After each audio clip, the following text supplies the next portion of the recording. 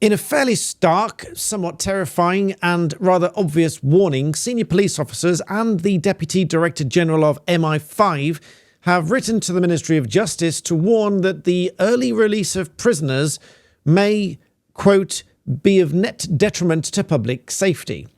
Now, I say at risk of spelling out the obvious with absolutely no criticism whatsoever levied at the authors of this letter, this should be obvious to this government that releasing dangerous prisoners early is dangerous, and this is probably not what the public want. And so this will be, I agree, this will be a net detriment to public safety. So I'm going to address this, which was a private letter, along with another public letter that was sent later after the plans were announced, and just look a little bit about what that entails, because I think this government knows that it is putting the public in danger, and it frankly is negligent in doing so. I mean, this is a terrifying situation that we are in.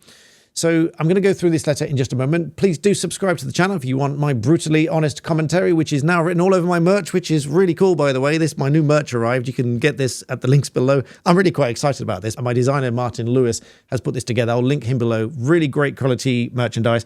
I didn't do the merch thing for a long time, but they also do t-shirts now as well. So this is really cool. Do check them out below. Let's check this letter out here. So this is from the BBC. I'll link this below as well. Terrifying times, this, because if you just put this in perspective for a moment, you go back a few years, when in history do you get senior, let's go show you exactly who. Sir Merck Rowley, other signatories to the letter, senior police chiefs, the Deputy Director General of MI5, Graham Bigger, and Director General of National Crime Agency, Gavin Stevens, Chairman of the National Police Chiefs Council, Vicky Evans, National Lead on Counter-Terror Policing, and Sacha Hatchett, the National Lead on Criminal Justice at the NPCC, all put this letter together to argue that the release of high-risk offenders, such as terrorists and those jailed under national security legislation and other things, is going to be detrimental to public safety. And they argued against it. They say it's vital that we retain sentencing that provides a strong deterrent to those who may be tempted to work on their behalf, and robust arrangements for managing these high-demand risk cohorts in prison and post-release. They say, on the basis of what we understand at the moment, we are concerned that the proposals could be of net detriment to public safety and certainty to public confidence in policing and the criminal justice system. They say, we are not arguing for the status quo, but we have to ensure that out of court does not mean out of justice, and out of prison does not mean out of control. And this is something that I've said for quite some time. When they are out of prison, we have to ensure that they are not out of control. Because it's all very well having ancillary orders, such as banning them from social media, banning them from town centres, banning them from football matches, banning them from something else, tagging them, curfews, all sorts of different things to say we will keep track of them, we'll keep them under control, etc. But this is not to say that they will be under control. Now, of course, the Ministry of Justice spokesperson came back and said this government inherited the prisons crisis close to collapse. We'll never put public at risk by running out of places again. But at the same time, you are putting the public at risk if you are releasing dangerous prisoners. They go on. We are building new prisons, on track for 14,000 places by 2031. Bearing in mind there's fewer than 1,000 places available at the moment. There are just over 10,000 foreign criminals that could be deported if they changed the rules and did that. That would easily free up some space and not have to release the others. They say this is the largest expansion since the Victorians. Our sentencing reforms will force prisoners to earn their way to release or face longer in jail for bad behaviour, while ensuring that the most dangerous offenders can be kept off our streets. We'll also increase the probation funding by up to 700 million by 2028-29. And to tag and monitor tens of thousands of offenders in the community. Kemi Badenoch, of course, for Conservative, comes back with the same point, which I sort of agree with. She says Labour need to get a grip on this. We need tougher sentences, deport foreign criminals, and build more prisons.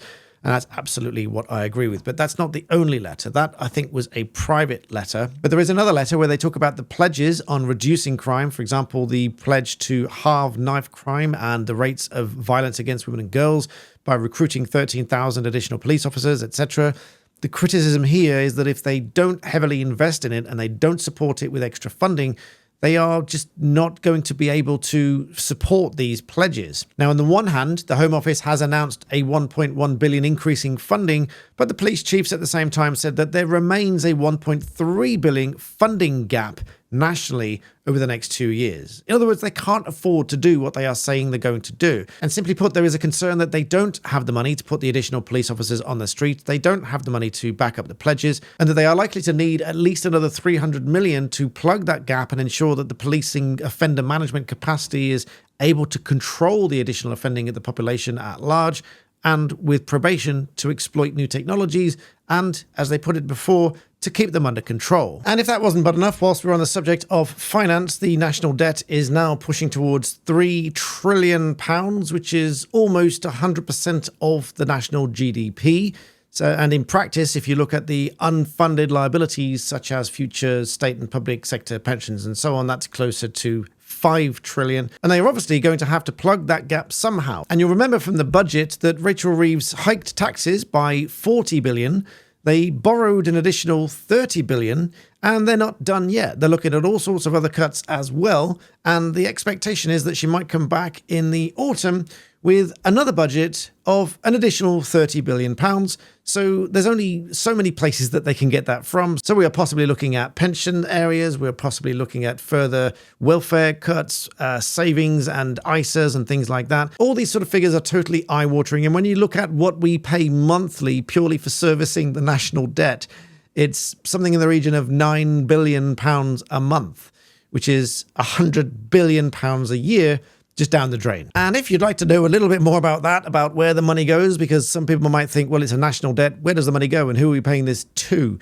Well, I'll talk a little bit more about that on my money and finance and wealth building channel, Daniel Chansmith, linked below. So do pop over there and subscribe as well. Believe me, we are going to need every little shred of planning that we can to stay financially viable in the next few years. But seriously, I struggle to believe that I'm actually talking to you about these things. So let me know what you think about these in the comment section below. Do subscribe to the channel for my brutally honest commentary. And as always, thank you for watching.